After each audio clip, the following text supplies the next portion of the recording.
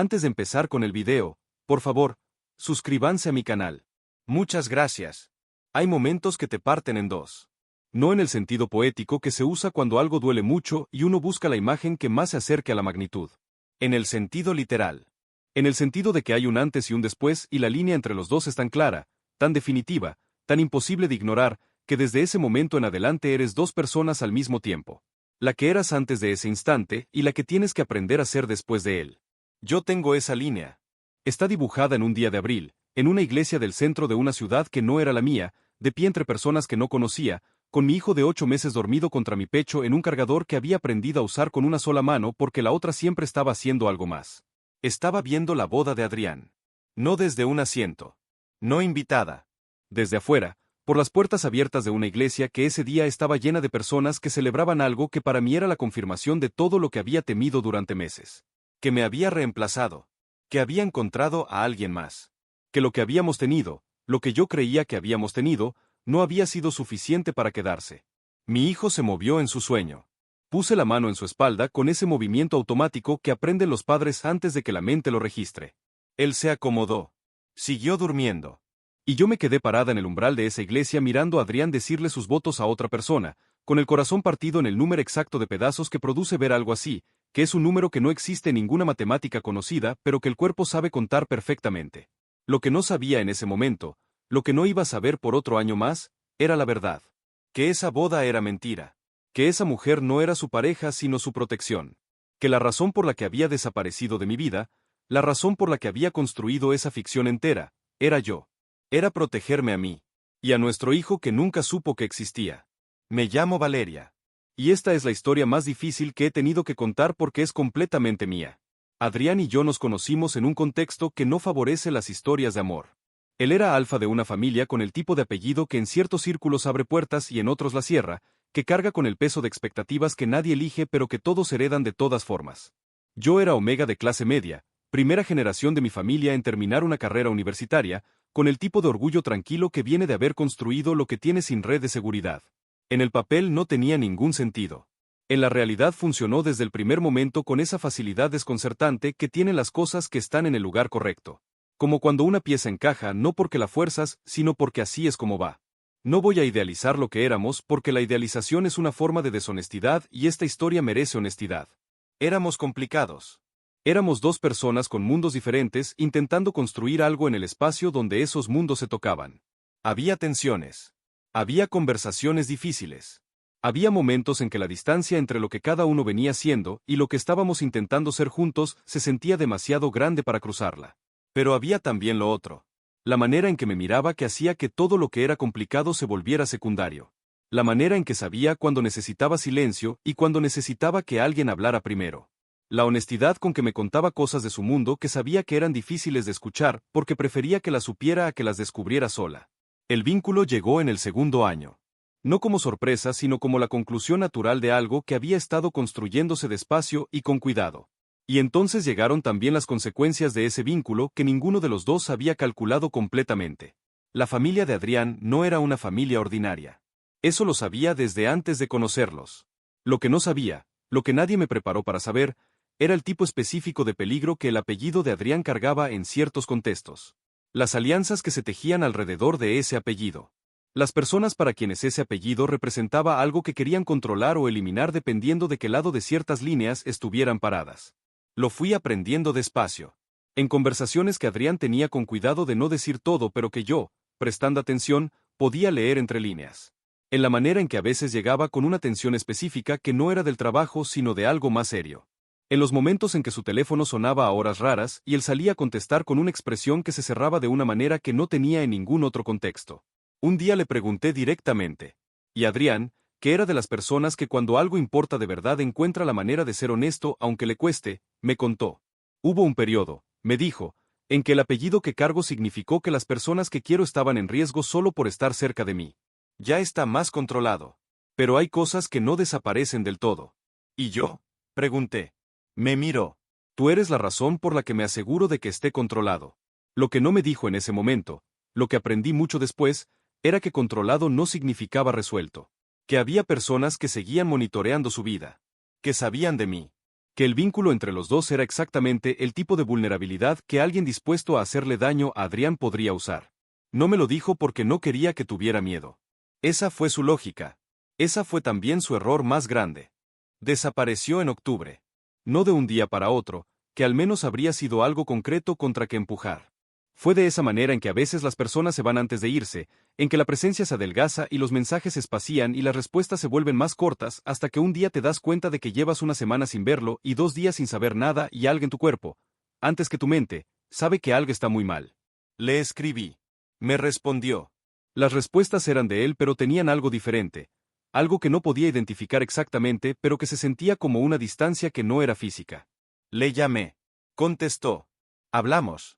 Pero la conversación tenía algo de guión, algo de palabras elegidas con demasiado cuidado para ser completamente naturales. Y entonces dejó de contestar. No completamente. No de manera que pudiera señalar como silencio total, sino de esa manera gradual que es casi más difícil porque siempre hay suficiente contacto para que no puedas decir con certeza que te está evitando, pero nunca es suficiente para que algo de lo que necesitas se resuelva. Para cuando descubrí que estaba embarazada, llevaba 6 semanas intentando entender qué estaba pasando. Me quedé sola con esa información por 3 días antes de decírsela. Se la dije por mensaje porque no había podido tenerlo al teléfono de manera real y necesitaba que lo supiera antes de tomar cualquier otra decisión. Su respuesta llegó 3 horas después. Era larga. Era cuidadosa. Era de ese tipo de mensajes que se notan escritos y reescritos porque cada palabra está en su lugar con demasiada precisión para ser espontáneo. Me decía que lo sentía. Que las cosas habían cambiado. Que había cosas en su vida que no podía explicarme completamente, pero que hacían que lo que habíamos tenido no pudiera continuar. Que esperaba que yo estuviera bien. Que confiaba en que iba a tomar las decisiones correctas para mí. No mencionó al bebé después de que se lo dije. No preguntó qué iba a hacer. No ofreció nada. No preguntó cómo estaba. Solo ese mensaje largo y cuidadoso que decía todo excepto lo que necesitaba que dijera. Lo leí 4 veces. Luego lo guardé en un lugar de mi memoria donde van las cosas que duelen demasiado para revisitarlas con frecuencia. Y decidí que iba a ser madre sola. El embarazo fue lo que fue. No fácil pero tampoco lo que temía. Mi mamá estuvo. Mis amigas estuvieron. Encontré en la necesidad una versión de mí misma que no sabía que existía, más práctica, más enfocada en lo que podía controlarse porque lo que no podía controlarse era demasiado y vivir ahí era imposible. Pensé en Adrián todos los días. No de manera que me paralizara. De esa manera de fondo que tienen las cosas que forman parte de ti aunque hayas decidido que no pueden ocupar el centro. Lo pensé cuando el bebé se movió por primera vez y no había nadie que lo sintiera conmigo. Lo pensé en la sala de espera de los controles cuando las otras embarazadas estaban con alguien. Lo pensé en los momentos específicos que uno imagina que son compartidos y que resultan ser completamente solitarios. Mi hijo nació en febrero. Le puse Mateo. No por ninguna razón que tuviera que ver con Adrián. Por mi abuelo, que era la persona más íntegra que había conocido y cuyo nombre me parecía el mejor regalo que podía darle a alguien que llegaba al mundo. La primera vez que lo cargué, con ese peso que es simultáneamente lo más ligero y lo más importante que has sostenido en tu vida, pensé algo que no había podido pensar en meses. Que esto era suficiente. Que él, este ser pequeño y completo que acababa de llegar, era suficiente razón para todo lo que venía después. Y lo era. Lo sigue siendo. Supe de la boda por casualidad. Una publicación en redes sociales de alguien que conocía periféricamente, de esas personas que están en la periferia de tu mundo social sin pertenecer a él completamente. Una foto de una invitación, compartida con el tipo de comentario festivo que se pone en esas cosas. Vi el nombre de Adrián. Vi la fecha. Vi el nombre de ella. Una mujer que yo no conocía, que no aparecía en ningún contexto de la vida de Adrián que yo hubiera conocido. Me quedé mirando esa foto por un tiempo que no supe medir. Mateo estaba dormido en la habitación de al lado. Podía escuchar su respiración en el monitor.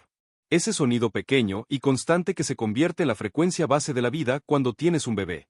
Lo que sentí no era solo dolor, aunque el dolor estaba. Era algo más parecido a la pieza final de un rompecabezas que finalmente ocupa su lugar y que al hacerlo confirma una imagen que una parte de ti había estado resistiendo ver completa. Que había elegido a alguien más. Que el mensaje de octubre, con toda su cuidadosa distancia, había sido exactamente lo que parecía ser. Un adiós. Fui a la boda. No voy a pretender que fue una decisión racional porque no lo fue. Fue el movimiento de alguien que necesita ver las cosas de frente para poder dejarlas ir de verdad. Que no puede soltar lo que no ha confirmado con sus propios ojos. Fui con Mateo porque no tenía con quién dejarlo. Porque era sábado y mi mamá estaba fuera, y mis amigas no sabían a dónde iba porque no les había dicho a dónde iba porque explicarlo habría requerido una conversación que no tenía energía de tener. Llegué cuando ya estaba empezando. Me quedé en el umbral, afuera, donde las puertas abiertas de la iglesia dejaban pasar el sonido de adentro, pero donde yo no era parte de lo que estaba pasando adentro. Vi a Adrián. De espaldas primero. Luego de perfil cuando se volteó hacia algo. La misma postura que conocía. Los mismos hombros. La misma manera de sostener el cuerpo que había aprendido a reconocer antes de que los ojos necesitaran confirmar nada. Vi a la mujer que estaba a su lado. Esbelta. Bien vestida. Con esa compostura específica de las personas que han sido entrenadas para ciertos contextos desde que eran pequeñas. Con una expresión que desde donde yo estaba no podía leer completamente, pero que era serena de una manera que parecía practicada. Vi el momento en que el sacerdote dijo las palabras. Vi a Adrián responder. Mateo se movió en el cargador. Acomodé la mano en su espalda. Él suspiró en su sueño con ese sonido pequeño que hacía y que siempre me partía el corazón de ternura antes de que pudiera evitarlo. Y entonces Adrián se volteó. No sé por qué. No había razón para que mirara hacia las puertas en ese momento. Pero se volteó. Y me vio.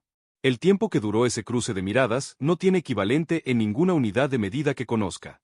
¿Fue un segundo, o fueron 5, o fue suficiente para que algo pasara entre los dos que ninguno de los presentes en esa iglesia podía ver? Vi su cara. Y vi algo que no esperaba ver. No alivio de verme. No culpa exactamente. Algo más complejo que cualquiera de esas cosas. Algo que se parecía a horror, pero no del tipo que produce haber hecho algo malo.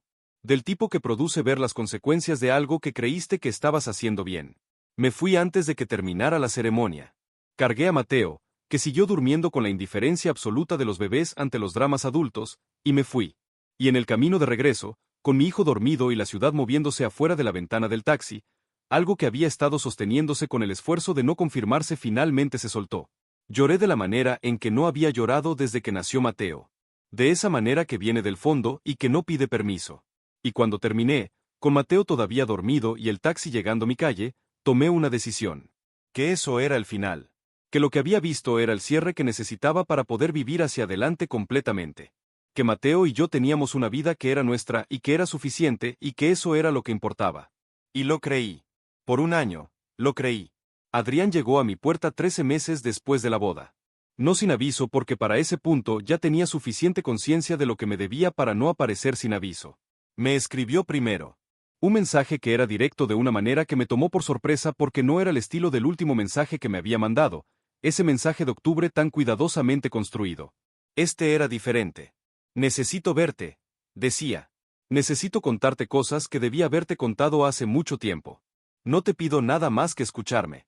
Si después de escucharme quieres que me vaya, me voy y no vuelvo. Lo leí. Pensé, Mateo, que en ese momento tenía 1 año y 3 meses y que estaba en la sala intentando con toda la concentración de su cuerpo pequeño apilar 3 bloques sin que se cayeran. Pensé en la iglesia. En el cruce de miradas. En la expresión de su cara. Le respondí, puedes venir mañana a las 10. Llegó puntual. Vi por la ventana cómo estacionaba. Cómo se quedaba un momento en el coche antes de bajar. Cómo caminaba hacia la puerta con esa postura que conocía y que el tiempo no había cambiado. Abrí antes de que tocara. Me miró. Yo lo miré. 13 meses. Una boda. Un hijo que él no sabía que existía. Todo eso en el espacio entre los dos antes de que ninguno dijera nada. Entra, dije. Entró. Vio a Mateo en la sala antes de que yo dijera nada. Se detuvo. Mateo lo miró con esa curiosidad directa que tienen los niños pequeños ante los desconocidos, sin el filtro social que los adultos desarrollan, con los ojos muy abiertos y la expresión de alguien evaluando si esto es interesante o no. Adrián lo miró de vuelta. Y vi el momento exacto en que hizo el cálculo. La edad. Los rasgos. La fecha. Vi el momento en que entendió. Se volteó hacia mí con una expresión que no tengo palabras completamente adecuadas para describir. Era demasiadas cosas al mismo tiempo.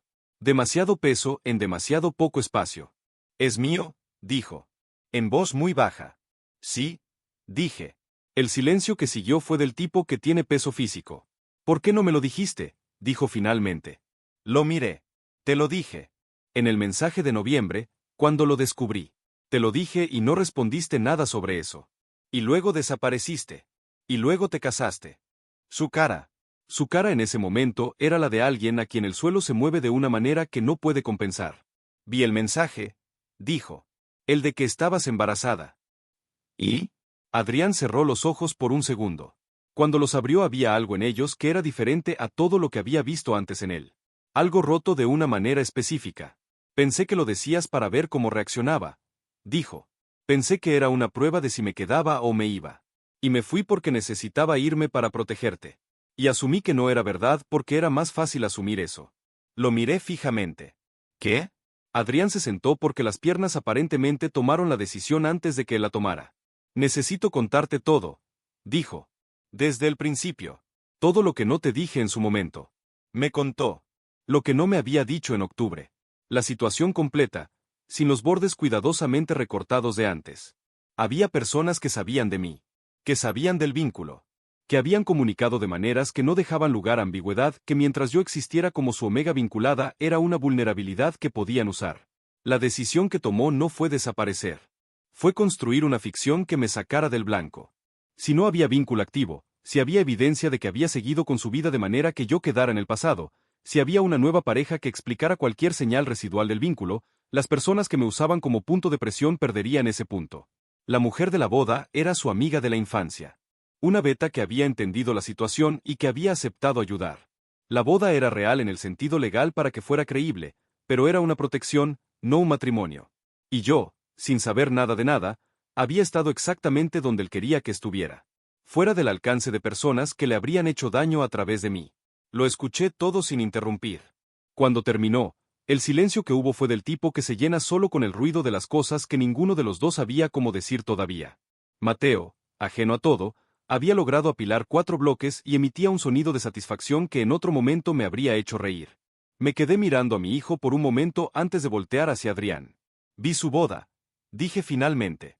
Estaba ahí. Con Mateo. Sé. Dijo en voz muy baja. ¿Sabes? Me viste. Dijo. Te vi. Y lo que sentí en ese momento es algo que no sé si puedo describirte completamente. ¿Qué sentiste? Me miró. Que lo había hecho todo mal. Que había intentado protegerte de una manera que te había lastimado de maneras que no había calculado. Que estabas ahí con un bebé que yo no sabía que existía de verdad y que debería haber sabido. Que toda la distancia que había construido para mantenerte segura te había dejado completamente sola en algo en que no debías estar sola. Lo miré. Tuve que esforzarme para no llorar porque el llanto habría sido la respuesta fácil y esto no merecía la respuesta fácil. No tenías derecho a tomar esa decisión por mí. Dije. Lo sé. Dijo. No tenías derecho a decidir que era más seguro que no supiera. Que era mejor que creyera que me habías dejado. Que yo podía cargar un embarazo y un parto y un año de criar a un hijo solo sin saber que la razón de todo era que intentabas protegerme. Eso no era tuyo para decidir. Lo sé, repitió. Y no tengo argumento contra eso porque tienes razón. Tomé decisiones sobre tu vida que no eran mías. Desde un lugar de querer protegerte hice cosas que te lastimaron de maneras que no puedo deshacer. Me quedé callada. Mateo se cansó de los bloques y se movió hacia donde yo estaba con ese movimiento de los niños que están aprendiendo a caminar, esa mezcla de determinación y precariedad. Llegó a mis piernas y se sujetó. Me miró. Luego miró a Adrián. Adrián lo miraba con una expresión que era imposible de ver sin que algo se moviera dentro, aunque uno quisiera mantener todo estático mientras procesaba el resto. «Puedo», dijo, señalando a Mateo con un gesto que era más pregunta de la que parecía. Lo pensé. Luego asentí. Adrián se bajó al nivel de Mateo. No lo cargó. Solo se puso a su altura y lo miró de cerca. Mateo lo estudió con esa seriedad científica que tienen los niños pequeños ante algo nuevo. Luego, con la lógica completamente propia de un niño de 1 año que no tiene filtros, extendió la mano y le tocó la nariz. Adrián soltó un sonido que era mitad risa y mitad algo que no era risa. No te voy a decir que todo se resolvió ese día. No se resolvió. Las cosas que se construyen sobre malentendidos enormes, sobre decisiones tomadas unilateralmente, sobre 1 año y 3 meses de un hijo creciendo sin saber que su padre existía y un padre sin saber que su hijo existía, esas cosas no se resuelven en una mañana. Se trabajan. Con conversaciones que son difíciles y con silencios que son necesarios y con errores que se cometen en el proceso de intentar hacer algo bien que estuvo mal durante mucho tiempo. Adrián y yo tuvimos esas conversaciones. Duras. Las más honestas que habíamos tenido. Más honestas que cualquier cosa que hubiéramos dicho en los 2 años antes de que todo se complicara porque ahora había menos espacio para las cosas a medias, para las verdades recortadas, para las protecciones que en realidad son distancias disfrazadas. Le dije cosas que necesitaba decirle y que antes no había podido porque él no había estado para decírselas. Él me dijo cosas que necesitaba haber dicho desde mucho antes y que el miedo a las consecuencias le había callado de maneras que al final produjeron consecuencias peores. Y Mateo, completamente ajeno a todo el peso de lo que los adultos estaban navegando a su alrededor, fue siendo el mismo con la indiferencia tranquila de alguien que todavía no sabe que el mundo puede ser complicado. Que fue, de todas las cosas de ese periodo, quizás la que más nos enseñó a los dos. Que la simplicidad de lo que Mateo necesitaba, presencia, atención, constancia, era también lo que nosotros necesitábamos aprender a darnos. Sin protecciones que son distancias. Sin decisiones tomadas por el otro para protegerlo. Sin el amor que se ejerce en silencio creyendo que el silencio es una forma de cuidado cuando a veces es solo soledad que alguien más paga. Hay algo que quiero decirte antes de terminar. Sobre el amor que protege. El instinto de proteger a quien amas es real y es válido y viene de un lugar genuino que no puedo ni quiero cuestionar en su origen. Cuando alguien que amamos está en riesgo, algo en nosotros hace lo que sea necesario. Eso es verdad. Pero proteger a alguien sin decírselo es también, aunque no lo parezca, no confiar en ellos. Es decidir que no pueden cargar la verdad. Que la versión de la realidad que tú tienes es más de lo que ellos pueden manejar. Que sabes mejor que ellos lo que necesitan aunque ellos no hayan tenido la oportunidad de decirte lo que necesitan. Y esa decisión, aunque venga del amor más genuino, tiene consecuencias que el amor solo no puede pagar. Adrián me amaba. Estoy completamente segura de eso. Y su amor, ejercido en silencio y en distancia, y en una boda que era mentira y en 13 meses de ausencia, me costó cosas que no se pueden devolver. Eso también es verdad. Las dos cosas son verdad al mismo tiempo. Que me amaba y que me lastimó. Que intentaba protegerme y que me dejó completamente sola. Que sus intenciones eran las mejores y que sus métodos fueron los peores que podría haber elegido. El amor no simplifica nada. Lo hace más complejo de lo que sería sin él. Y la única manera que conozco de navegarlo sin que el peso aplaste lo que hay de verdadero es con honestidad. Con la otra persona presente en las decisiones que la afectan. Con la confianza de que si algo es suficientemente importante para protegerla de ello, es suficientemente importante para decírselo. Siempre. Sin excepción. Mateo tiene 3 años ahora. Tiene la manera de fruncir el ceño de Adrián cuando algo le parece injusto, que es un rasgo que me hace reír cada vez aunque intente no hacerlo porque no quiero que piense que me burlo. Tiene mi manera de observar antes de actuar, esa pausa pequeña antes de cada decisión que mi mamá dice que siempre la tuve y que al verla en él entiende de dónde viene. Es, en todos los sentidos, completamente el mismo. ¿Qué es lo más que uno puede pedirle a una persona? Adrián está en su vida de la manera en que debe estar, presente y constante, y aprendiendo lo que significa ser padre de un niño que ya tenía 1 año y 3 meses de existir antes de que su padre supiera que era real. Y nosotros, Adrián y yo, estamos en el proceso de descubrir qué somos ahora. No lo que éramos antes porque eso no existe más. Algo nuevo. Construido sobre la honestidad que no tuvimos antes y que ahora es la única condición innegociable de cualquier cosa que seamos. No es simple. Nunca va a ser simple. Pero es real. Y lo real, aunque sea complicado, siempre vale más que lo simple que es mentira. Si llegaste hasta aquí, gracias. Esta historia pesa. Lo sé porque la cargo desde adentro y aún así pesa. Si te movió algo, si en algún punto de ella te reconociste, en el que protege callando o en el que carga el silencio de otro, quiero que sepas algo. La honestidad duele menos que sus consecuencias. Siempre. Sin excepción. Dale like si esta historia mereció tu tiempo. De verdad lo merece. Compártela con alguien que necesite escucharla hoy. Ya sabes quién es. Y cuéntame en los comentarios. ¿Has protegido a alguien callando algo que debiste decir? ¿O has sido el que cargó el silencio de otro sin saberlo? Nos vemos en la siguiente historia. Cuídense mucho. Y díganle la verdad a las personas que aman. Siempre es el camino más largo. Y siempre es el correcto.